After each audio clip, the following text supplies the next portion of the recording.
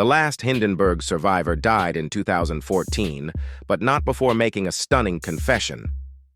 For 77 years, he kept quiet about what he really saw that night. He signed documents, he stayed silent. But on his deathbed, he finally broke free. Flames.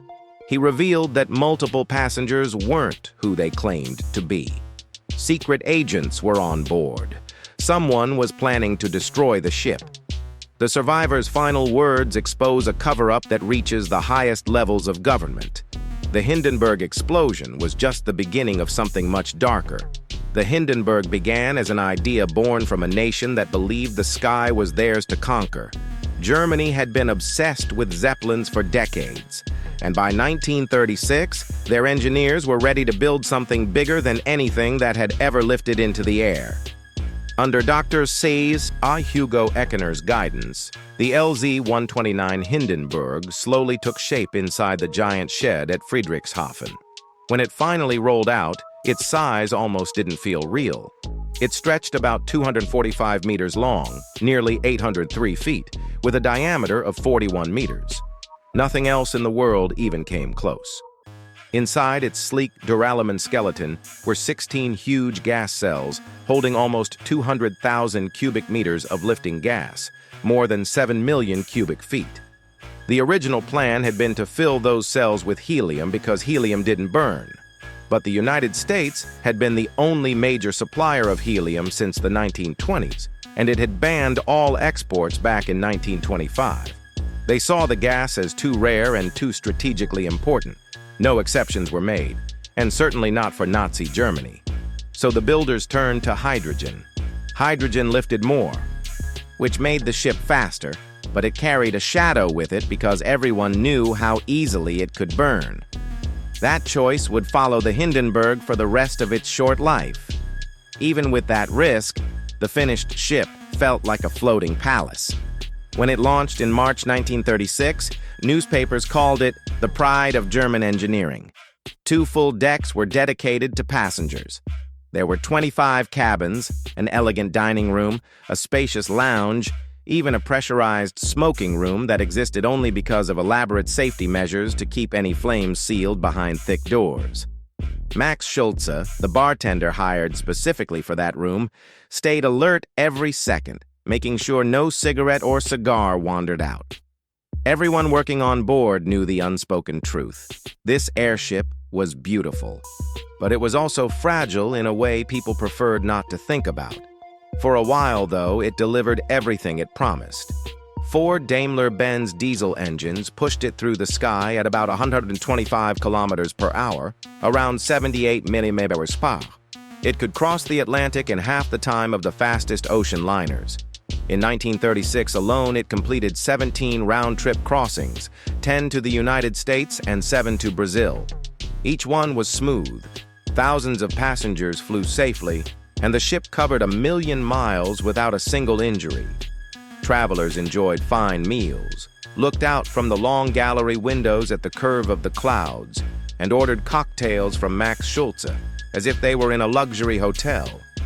People called it the last word in speed and comfort. It was the first aircraft to run regular passenger service between Europe and the Americas. For many months, the dream of airship travel seemed stronger than ever. Still, the fears never vanished. Eckener had pushed hard for helium, warning that hydrogen always carried a risk no amount of skill could erase. But the Helium Control Act in the United States closed that door. Some German officials brushed the danger aside. Captain Ernst Lehmann often said with pride that the Hindenburg had operated safely for years on hydrogen. Yet even he once heard a quiet warning from an American airship supporter who told him he hoped Germany would never regret that confidence. Those words would return with terrible weight. As 1937 arrived, the Hindenburg prepared for a new season. Its first North American flight was planned for early May. By this time, Eckener had been pushed aside for political reasons, and Captain Max Pruss held command. Captain Lehmann, one of the most experienced airship men in the world, joined the May flight only as an observer. He had been grieving deeply since the recent death of his young son. He carried that sorrow with him as he boarded, along with something else that troubled him. A letter had reached him warning that a bomb would destroy the ship on a future flight. It came from Milwaukee, written by someone he did not know. He did not believe it would happen, but the words disturbed him enough that he kept the letter folded in his pocket as the ship lifted off from Frankfurt. There were also 3 Luftwaffe officers on the passenger list: Major Hans-Hugo Witt, Colonel Fritz Erdmann, and Lieutenant Klaus Hinkelbein. They traveled in civilian clothes, officially to study long-range airship operations. Some people much later claimed they had a secret mission to stop a saboteur, but Witt denied this during the United States inquiry that followed the disaster. He said the only unusual thing was an extra careful baggage inspection before departure, triggered by another anonymous warning. Once the airship was in the air, no one mentioned sabotage again. Military observers had joined flights before, so their presence did not raise suspicion. If anyone dangerous was on board, they stayed completely hidden. The real danger was something much larger and much quieter. The Hindenburg left Frankfurt on May 3, 1937, at 7:16 in the evening. It carried 36 passengers and 61 crew and trainees. Among them was a sharp and eager 14-year-old cabin boy named Werner Franz. This was only his second trip to America. Dressed in a neat uniform, he spent his time carrying coffee to officers, cleaning, and trying to prove he deserved his place on board. He had landed the job only because his older brother had whispered his name to the right person the previous autumn. Werner wanted to show that the chance had not been wasted. Dawn was only beginning to rise on May 6, 1937, when the Hindenburg came racing down the northeastern coast of the United States, trying hard to make up time. It was supposed to land in New Jersey that morning, but delays pushed the arrival into late afternoon. Even with the setbacks, everyone on board felt light and excited. By mid-afternoon, the ship drifted over New York City, and the passengers pressed against the windows, staring down at the endless grid of streets and buildings. At 3 hours in the afternoon, the Hindenburg made a slow loop around Manhattan, giving everyone on board a view they would never forget. Werner Franz later said, "It looked like an ocean of buildings with cars and people so tiny they seemed alive only because they kept moving." It reminded everyone just how huge the airship was. It stretched 245 meters long, almost the length of the Titanic, gliding like a floating city across the sky. By 4:08 in the afternoon, the Hindenburg reached the Lakehurst Naval Air Station in New Jersey, only to find that a line of spring thunderstorms had rolled through. Captain Pruss decided not to fight the gusty winds and rain. Instead, he moved the ship into a gentle looping path along the Jersey shore. Down on the ground, Commander Charles Rosendahl and his crew advised him to wait. So the Silver Giant drifted above beach towns like Seaside Heights and Asbury Park. People on the ground stared up in awe whenever it broke through the clouds. One Toms River resident later said it just kept going back and forth like it was wandering the coastline. Finally, near 6 o'clock in the evening, the storms began to fade. The rain stopped, and the winds calmed to around 18 to 25 knots. At 6:22, Lakehurst radioed the captain and told him it was safe to land. By 7 in the evening, Pruss brought the airship back toward the field to attempt a flying moor landing, which meant dropping the lines from about 200 feet so the ground crew could winch the ship down. It was a familiar move for American airships, but still new to the Germans, who had tried it only a few times the year before. Even so, Pruss felt steady and sure. In the control car, he called for the engines to slow as the last adjustments began. First Officer Albert Samt vented hydrogen from the forward cells and released water ballast to balance a slight heaviness in the tail. The ship slowly descended to about 600 feet, moving toward the handlers waiting below. At 7:21, with dusk settling in, the final steps began.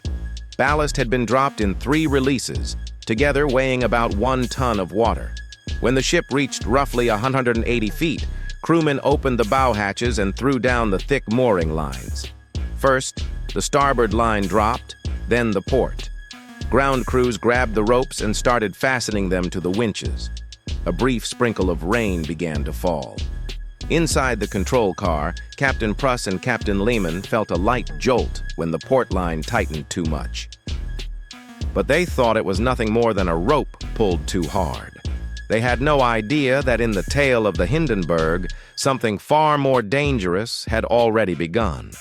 Only minutes later, at 7:25, the disaster arrived. Several people on the field saw a strange flutter along the top of the ship near the tail. It looked almost like a gas cell was leaking, and the outer skin puffed for a moment. Navy Lieutenant R.H. Ward later said he saw a wave-like ripple between frames 62 and 77, right where gas cell 5 sat. Someone else thought the rear cover sagged inward near the port side engine. At the same time, a faint blue glow shimmered along the skin, likely static from the storm-filled air. In only a second or two, a muffled boom came from inside, and then flames burst out. A plume of fire rose from the top of the Hindenburg just ahead of the upper tail fin. Commander Rosendahl said it looked like a bright orange flower blooming across the dorsal spine of the ship. Others saw fire shooting out near the rear port engine and the vents of gas cells 4 and 5. Within another heartbeat, the entire tail was burning. From below, people could see the giant rudders and fins glow, then vanish into smoke. Radio journalist Herbert Morrison, who had been calmly describing the landing, suddenly screamed. His voice cracked as he shouted that the ship was on fire and falling. His words, "Oh, the humanity," would echo across the world for generations. For those inside the ship, the destruction came with stunning speed. One moment they were ready to step off onto the field, and the next the world became a roaring furnace.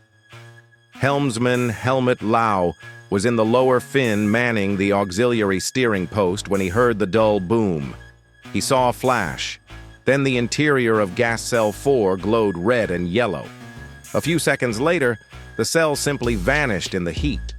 The fire leapt from one hydrogen cell to the next. It sucked in fresh oxygen and grew white-hot as it tore through the framework. Molten pieces of metal and burning fabric fell everywhere. As the rear lost lift, the tail sank fast. The bow, still full of hydrogen that had not yet caught fire, shot upward. The airship pitched at almost a 45-degree angle. People inside were thrown down through the decks. In the A-deck dining room, Margaret Mather was hurled 15 to 20 feet against a wall. On the starboard side, Major Hans Hugo Witt had barely crossed the lounge when the cry of fire pierced the room. The floor tilted sharply and he slid helplessly through a crashing flood of chairs and tables until everything piled against the rear wall. Smoke and heat filled the lounge, and through a crack in the ceiling he saw the fire glowing above them. As the tail slammed into the ground, flames shot from the nose, which was still high in the air. 9 crewmen were in the bow, tending the mooring lines. When the fire raced forward through the catwalk, it blasted out of the nose like a blowtorch. Most of the bow crew had no chance. Many died instantly. Some jumped from the hatches but fell to their deaths. Rigger Eric Spiel and 2 others survived the first burst only to suffer terrible burns. Spiel died later that night. Across the ship, survival depended entirely on where a person stood and how quickly they could get out. Those closest to the outer windows escaped more easily. Those deep inside had almost no hope. Chief Steward Heinrich Kubis opened the large promenade windows and shouted for passengers to jump. Many did. Most survivors jumped from heights between 20 and 50 feet, before or just as the ship hit the ground. Circus acrobat Joseph Spah kicked out a window and leapt, breaking his ankle but living. Others jumped onto the sand or grass, some hurt but alive. Some of the most heartbreaking moments came from families trying to escape together. Matilda Donner and her 3 children watched the landing from the portside dining room. When the tail exploded in flames, she grabbed her 2 boys, Walter, who was 10, and Werner, who was 8, and threw them out of the window. Both survived. She tried to lift her daughter, Irene, who was 16, but could not manage it. With the fire closing in, she had to jump herself, breaking her pelvis, but living. Irene was later rescued but died from severe burns. Their father, Herman, had stepped out moments before the fire began and never returned. Many members of the crew stayed at their posts despite knowing the danger. Helmsman Lau died in the lower fin. Radio operator Willie Speck kept sending messages until he was overtaken by flames. Rigger Ludwig Knorr jumped at the last possible second and survived with heavy burns. In the crew areas on B deck, Max Schulze, the beloved bartender, was likely cleaning the smoking lounge when the fire started. Kubis said he had seen Schulze wiping the bar only minutes earlier after serving his last drinks. When the flames came, Schulze was trapped. He may have been knocked down by the sudden tilt or overcome by thick smoke. The 60-year-old bartender never made it out. His remains were found in the wreckage, and his death certificate said only that he died in the Zeppelin explosion from severe burns. When the flames finally sank into the field at Lakehurst, the world expected nothing but death. Yet when the smoke thinned, something strange appeared through the haze. People were crawling out of the wreck. Some limped, some stumbled, and some walked as if pulled back from the edge of another world. Out of 97 souls on board, 62 survived. On the ground, one Navy crewman was killed when wreckage fell over him. In all, 36 lives were lost, and many more carried broken bones and memories they would never shake for the rest of their days. Even in that horror, brave hands moved without hesitation. Navy men who had been frozen for a breath by the sight snapped back into action. They rushed straight into the fire to pull out the living. Chief Petty Officer Frederick Bull Tobin roared, "Navy men, stand fast!" And his crew obeyed, dragging survivors out as explosions cracked around them. Fire crews and medics arrived within minutes. People were ferried to the base infirmary and local hospitals as fast as bodies could be lifted. Through the terror, there were moments of almost unbelievable courage. One of the most astonishing stories belonged to a boy who was not supposed to make it out at all. His name was Werner Franz. The 14-year-old cabin boy whose job that evening was simple: clean up the officers' mess, stack dishes, and hope the weather cleared so he might get shore leave. When the landing alarm rang at about 7:15, he kept working. He wiped down tables and filled the cupboard with dishes. Then he heard a dull thud behind him. The floor shivered. That was the port rope hitting the ground. The lights blinked out, and an instant later, the whole ship jerked upward with the tail rising sharply. All the plates he had just stacked burst out of the cupboard and smashed across the floor. Werner stepped into the keel corridor to see what had happened, and the sight almost froze him where he stood. Far down the gangway, a ball of fire was racing toward him. The entire stern was engulfed, and the flames were tearing through the hydrogen cells. Heat blasted through the corridor. Werner stumbled backward up the steepening catwalk, grabbing at ropes as the ship tilted even higher. His feet slipped for a second. He felt himself sliding toward the fire, and he clung to anything he could reach. Later, he admitted he was sure his life would end right there. Then fate dropped something on him that saved him. A ballast tank mounted above him ripped loose as the structure folded in on itself. Hundreds of gallons of water came loose and crashed down. The torrent soaked him completely and shocked him awake. It also coated his clothes enough to shield him from the worst of the heat rolling forward. Airship historian John Provan once said that Werner had been in the only place in the ship where such a miracle could happen, directly under a tank that burst at the perfect instant. Now dripping wet and able to think again, Werner remembered something important. There was a small provisioning hatch up ahead on the starboard side of the keel. It was a narrow square opening used to load supplies. He tried to climb toward it, but the ship's angle was still too steep. He had to cling to a rope and wait for the bow to tilt downward again. When the ship finally dipped, Giving him a few feet of level ground, he lurched forward. He reached the hatch, braced himself, and kicked it open with both feet. The cover flew outward. Below him, the ground was rushing closer, maybe 20 feet away. Werner jumped. For a moment, he felt the ship rising behind him again. The bow had bounced on impact, giving the boy a split second to move before the burning shell dropped down again. On instinct, he remembered his training. Never run with the wind.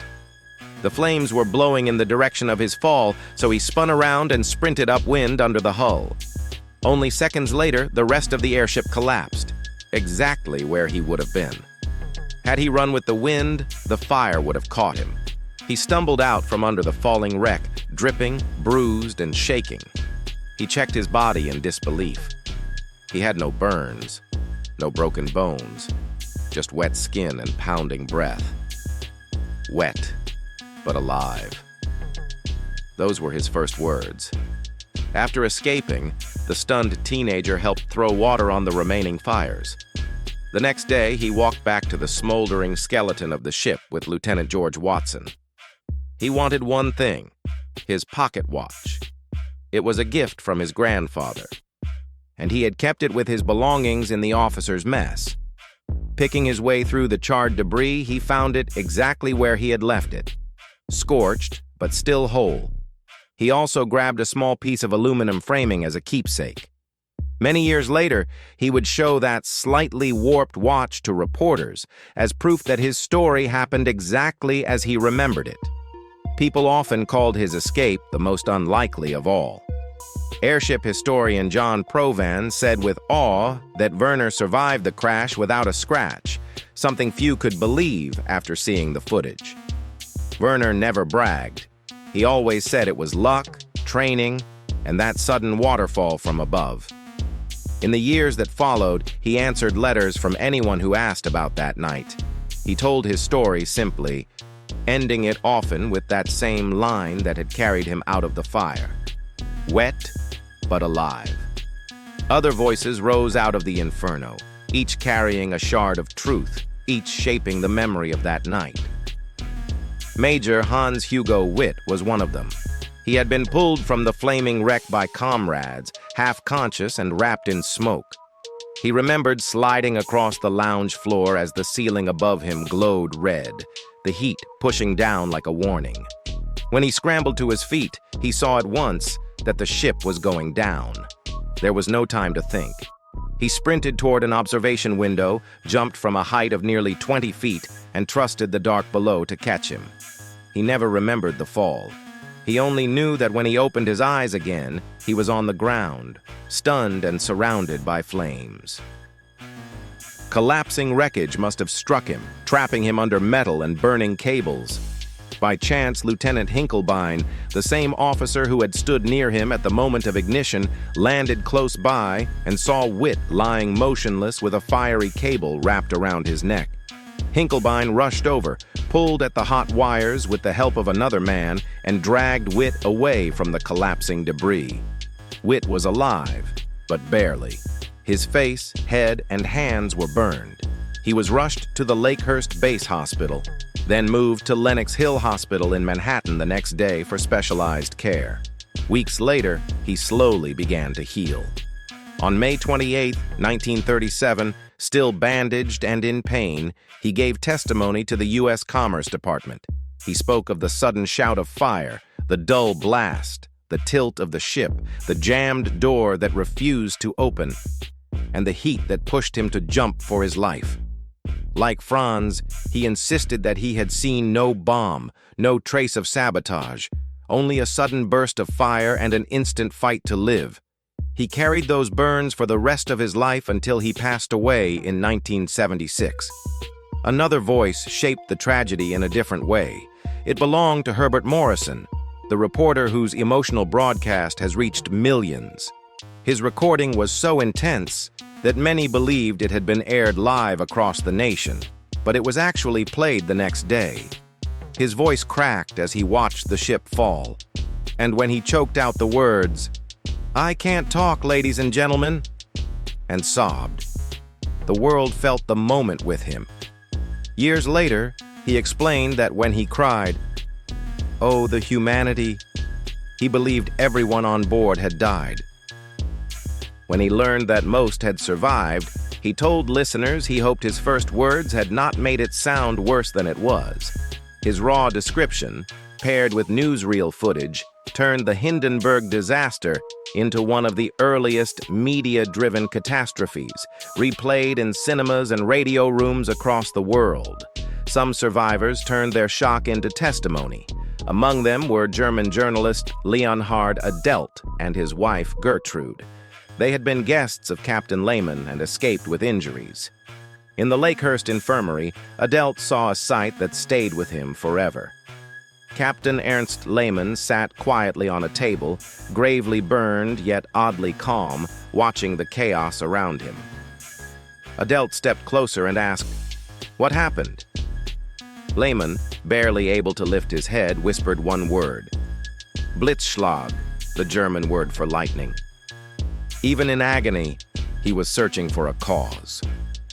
Adelt left to receive treatment, not knowing that he had just spoken to Lehman for the last time.